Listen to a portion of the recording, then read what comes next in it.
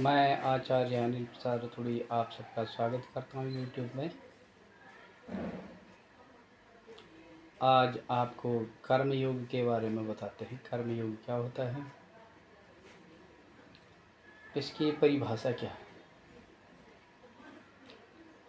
तो शास्त्रों के अनुसार यदि चलते हैं तो हम कर्मयोग के बारे में सबसे पहले भगवान कृष्ण का मत देखते हैं। गीता में जो उन्होंने अर्जुन को बताया कि कर्मयोग क्या है, तो उसमें कहते हैं कर्मण्येवाधिकारस्ते मा फलेषु कदाचन मा कर्मफल हेतुर्भु माते संगोस्त कर्मणि। भगवान कह रहे हैं किससे? अर्जुन से, कि कर्मणि का अर्थ क्या होता है? कर्तव्य कर्म करने। एव मतलब ही ते तेरा अधिकार, अधिकारः मतलब अधिकार है, फलेषु यानी फलों में, कदाचन कभी, माँ नहीं, फलों में तेरा अधिकार कभी नहीं।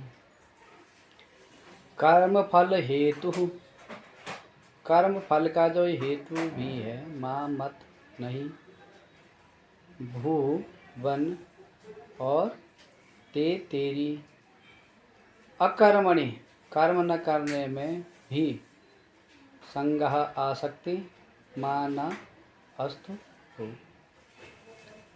कर्मण्येवाधिकारस्ते का अर्थ है कि प्राप्त कर्तव्य पालन करने में ही तेरा क्या है? अधिकार। इसमें तो स्वतंत्र है, हम सब भी इसमें क्या हैं? स्वतंत्र हैं। कारण कि मनुष्य कर्म योनि है। मनुष्य के सिवा दूसरी कोई भी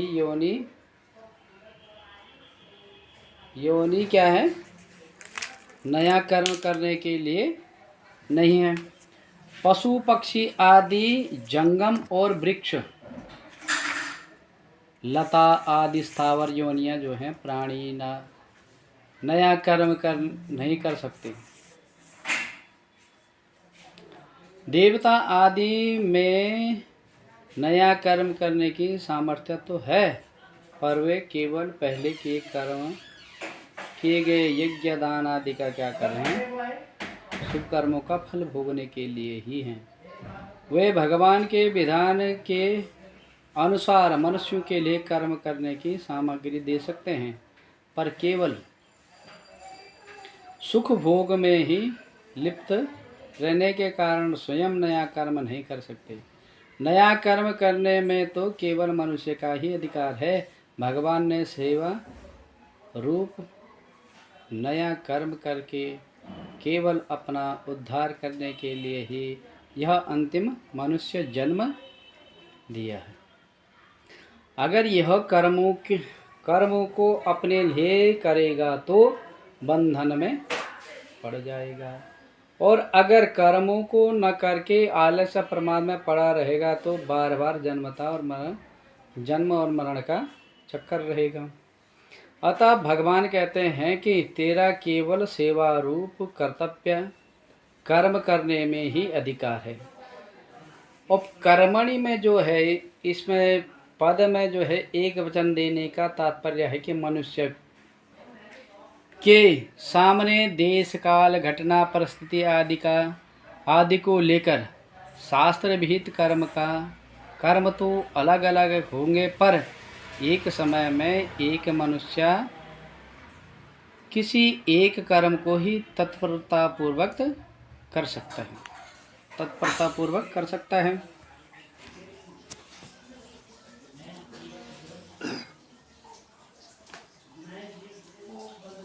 जैसे भगवान कहते हैं अर्जुन को, अर्जुन क्या है? क्षत्रिय है, और क्षत्रिय धर्म का पालन करने के लिए क्या कहते हैं कि अर्जुन युद्ध करना, दान देना आदि कर्तव्य किसके हैं? क्षत्रिय के हैं।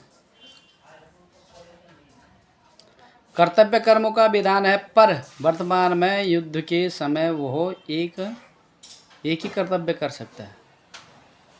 वो कौन है? युद्ध के समय वो युद्ध ही कर सकता है, अन्य कर्म करने में, वो दान करने में समर्थ नहीं है, वहाँ दान नहीं हो सकता, वहाँ युद्ध चल रहा तो युद्ध ही करेगा। तो युद्ध रूप कर्तव्य कर्म ही कर सकता है, दान आदि कर्तव्य कर्म नहीं हो सकता। मनुष्य शरीर में दो बातें हैं, पुराने कर्मों का फल भोग और नया पुरुषार्थ। दूसरी योनियों में केवल पुराने कर्मों का फल भोग है, अर्थात कीट पतंग पशु पक्षी देवता ब्रह्मलोक तक की योनियाँ क्या करें, भोग योनियाँ हैं। ठीक है ना, ये पूर्व कर्मों के कारण अपने कर्मों का फल भोग रहे हैं, इसलिए उनके लिए ऐसा करो और ऐसा मत करो यह विधान नहीं है। पशु पक्षी कीट पतंग आदि जो कुछ भी कर्म करते हैं उनका वो कर्म भी फल भोग में है, कारण कि उनके द्वारा किया जाने वाला कर्म उनके प्रारब्ध के अनुसार पहले से ही रचा हुआ है। उनके जीवन में अनुकूल प्रतिकूल परिस्थिति का जो कुछ भोग होता है वह भोग भी फल भोग में ही है, परंतु मनुष्य शरीर तो केवल नए पुरुषार्थ के लिए ही मिला है, जिससे यह अपना उद्धार कर ले।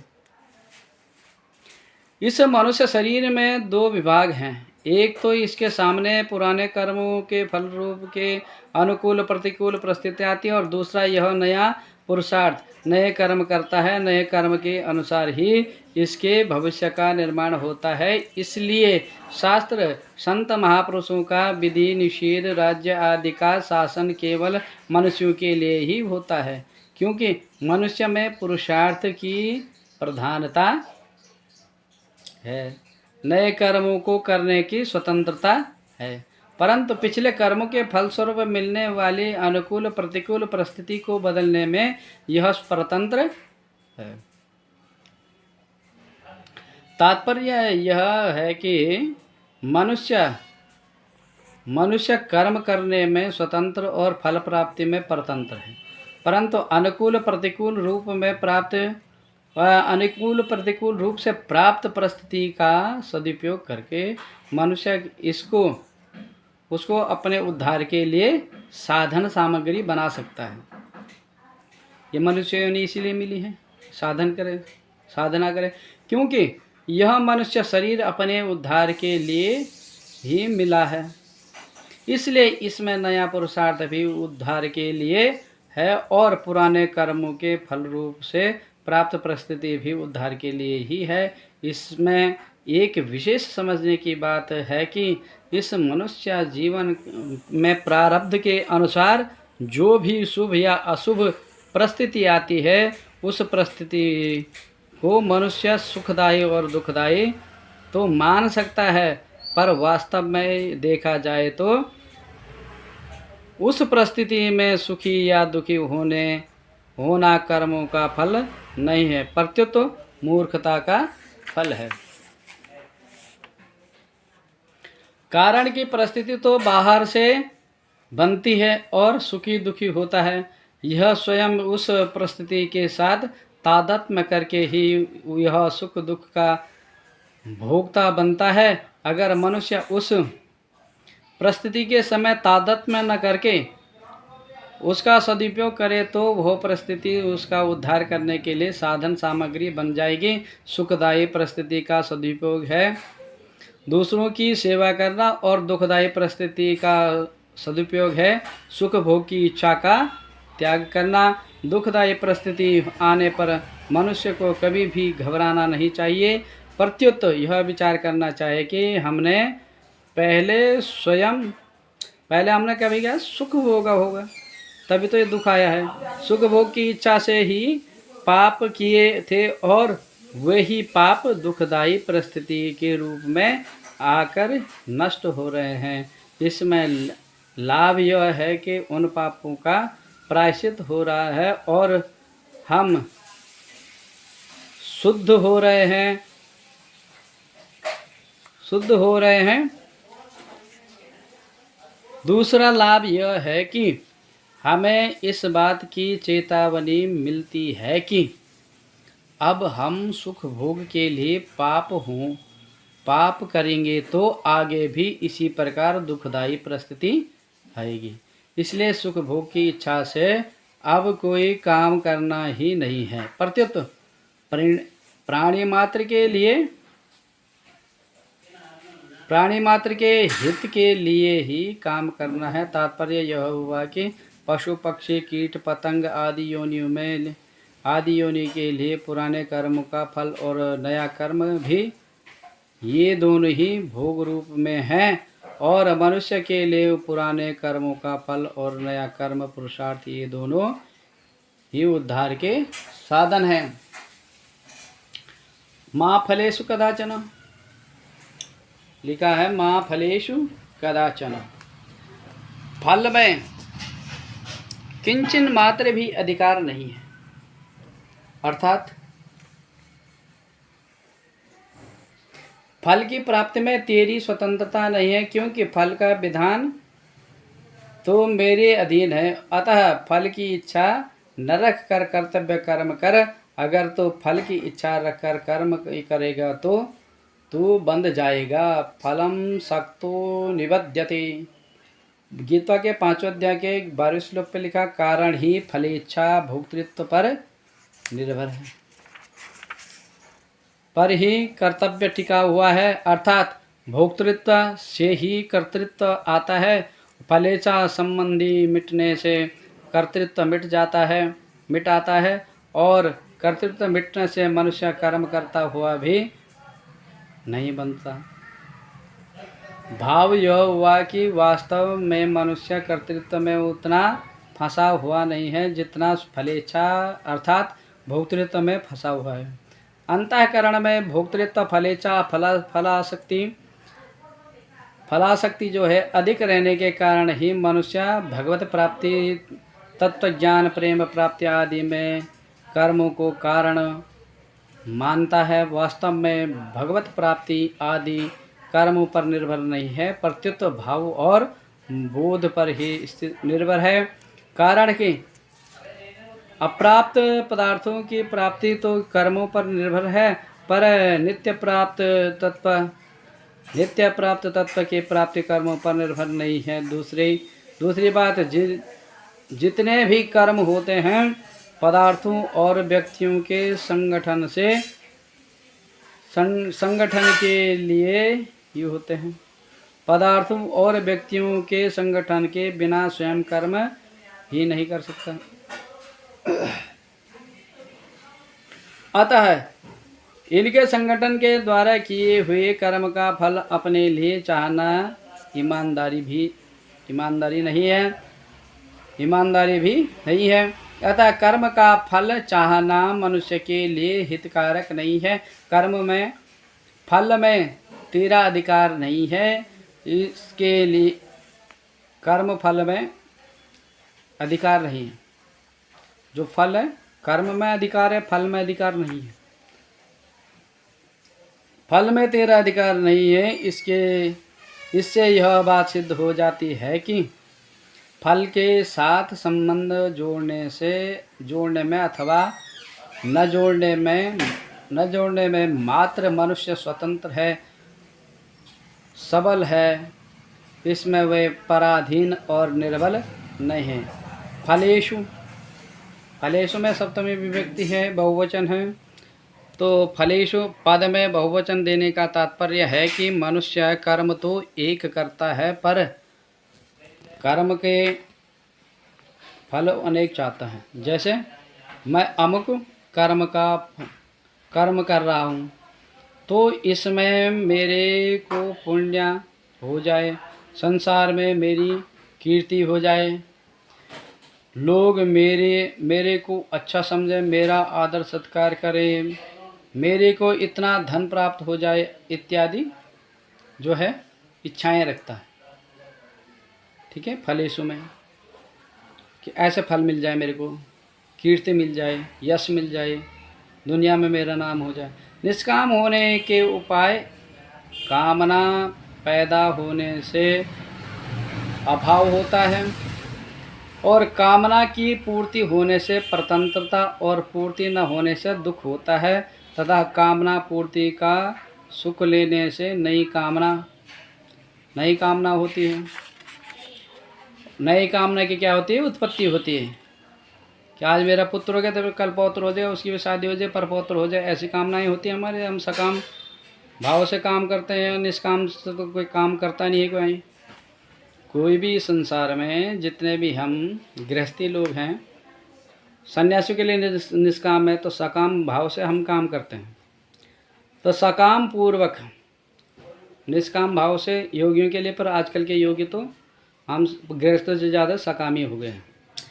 तो और सकाम भाव पूर्वक नए नए कर्म करने की रुचि बढ़ती चली जाती है। ऐसा ठीक ठीक समझ लेने से निष्कामता स्वतः आ जाती है। कर्म नित्य नहीं है, क्योंकि उनका क्या है, उनका आरंभ और अंत होता है, तथा उन कर्मों का फल भी नित्य नहीं है, क्योंकि उनका भी संयोग और वियोग होता है। परंतु स्वयं नित्य है। अनित्य कर्म और कर्म फल से नित्य स्वरूप को कोई लाभ नहीं होता।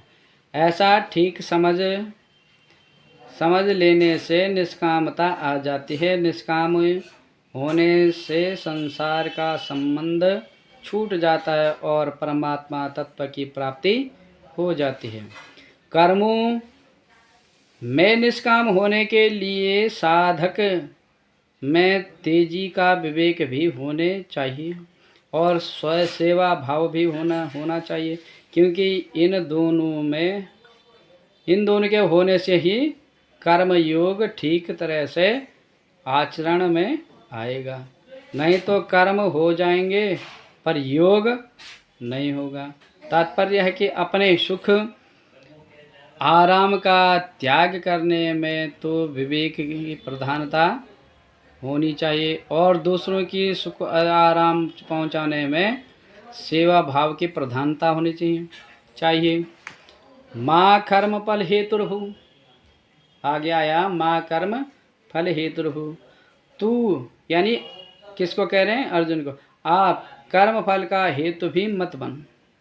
तात्पर्य है कि शरीर, इंद्रियां, मन, बुद्धि आदि कर्म सामग्री के साथ अपनी किंचन मात्र भी ममता नहीं रखनी चाहिए, क्योंकि उनमें ममता होने से मनुष्य कर्म फल का हेतु बन जाता है। अपने आगे 5वें अध्याय के 11वें श्लोक में भी भगवान ने शरीर, मन, बुद्धि और इंद्रियों के साथ केवल ही पद देकर बताया है कि शरीर आदि के साथ किंचन मात्र भी ममता नहीं होनी चाहिए। शुभ क्रियाओं में भी फल की इच्छा न होने पर भी मेरे द्वारा किसी का उपकार हो गया, किसी का हित हो गया, किसी को सुख पहुंचा, ऐसा भाव हो जाता है तो वह कर्म फल का हेतु बनना है। कारण कि ऐसा भाव होने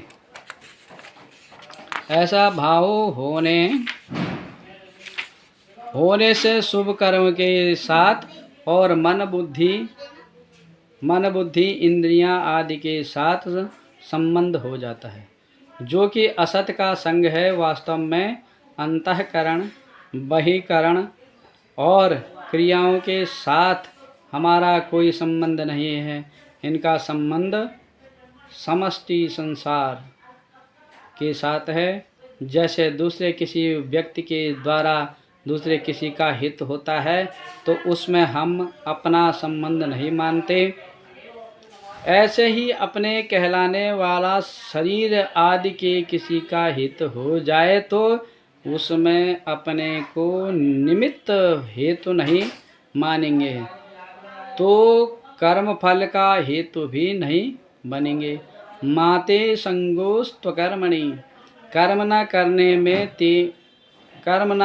में भी तेरी आसक्ति नहीं होनी चाहिए। कारण कि कर्म न करने में आसक्ति होने से आलस्य, प्रमाद आदि होंगे। कर्म फल में आसक्ति रहने से जैसा बंधन होता है वैसा ही बंधन कर्म न करने में आलस्य, प्रमाद आदि होने से होता है, क्योंकि आलस्य प्रमाद का भी एक भोग होता है, अर्थात उनका भी एक सुख होता है। जो तमोगुण है। कहते हैं गीता के 18 अध्याय के 39वें श्लोक में, निद्रालस्य प्रमोदोत्थम तत्तामस मुदाहृतम, और जिसका फल अधोगति को होता, अधोगच्छन्ति तामसः। गीता के 14 अध्याय के 18वें श्लोक में कहता है अधोगच्छन्ति तामसा।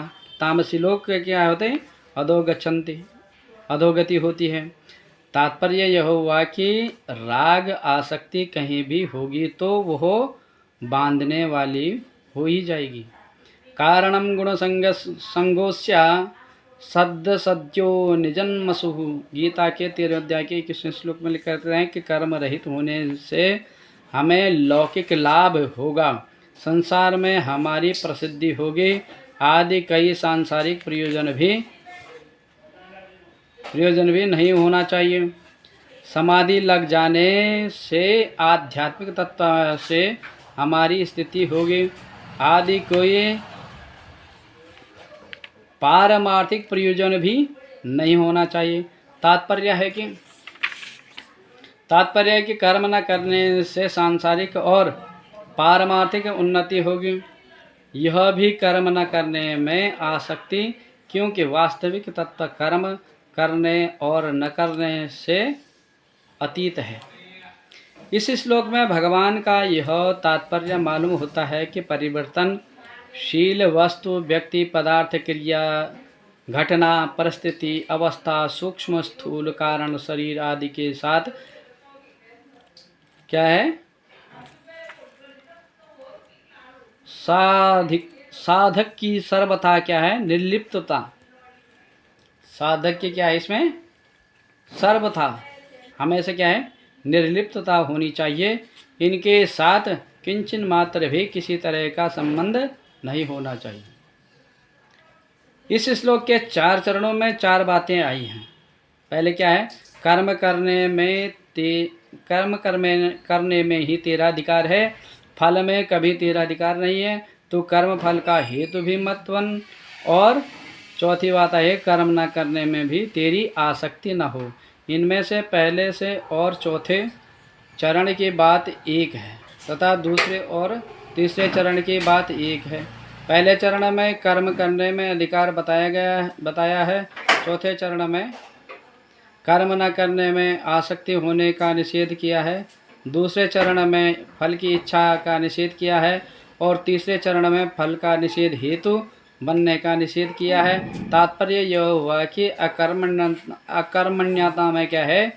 रुचि होने से प्रमाद, आलस्य आदि तामसी वृत्ति के साथ तेरा संबंध हो जाएगा। कर्म एवं कर्म फल के साथ संबंध जोड़ने से तेरा राजसी वृत्ति के साथ संबंध हो जाएगा। प्रमाद, आलस्य, कर्म फल आदि का संबंध न रखने पर जो विवेक जन्य सुख होता है, प्रकाश मिलता है, ज्ञान मिलता है, उसके साथ संबंध जोड़ने से सात्विक वृत्ति के साथ संबंध हो जाएगा। अतः इनके साथ संबंध होना ही जन्म मरण का कारण है। अतः साधक कर्म फल और इनके त्याग का सुख, इनमें से किसी के भी साथ अपना संबंध न जोड़े, इनमें राग या आसक्ति न करें। कर्म करते हुए इनके साथ संबंध न रखना ही कर्मयोग है। अब इसका भाव यह है, एक कर्म विभाग और एक कर्म फल विभाग है। मनुष्य का कर्म विभाग में ही अधिकार है, फल विभाग में नहीं। कारण कि नया पुरुषार्थ होने से कर्म विभाग करना मनुष्य के अधीन है और पूर्वकृत कर्मों का भोग होने से फल विभाग होना प्रारब्ध के अधीन है।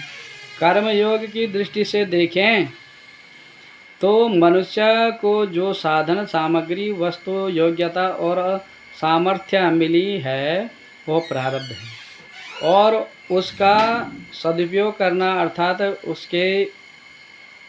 उसको अपना और अपने लिए न मान कर प्रत्युत दूसरों का और दूसरों के लिए मान कर उनकी सेवा में लगाना क्या है? पुरुषार्थ है। कर्मयोग में मनुष्य मुख्य बात है, कर्मयोगी की जो मुख्य बात है, अपने कर्तव्य के द्वारा दूसरे के अधिकार की रक्षा करना और कर्मफल का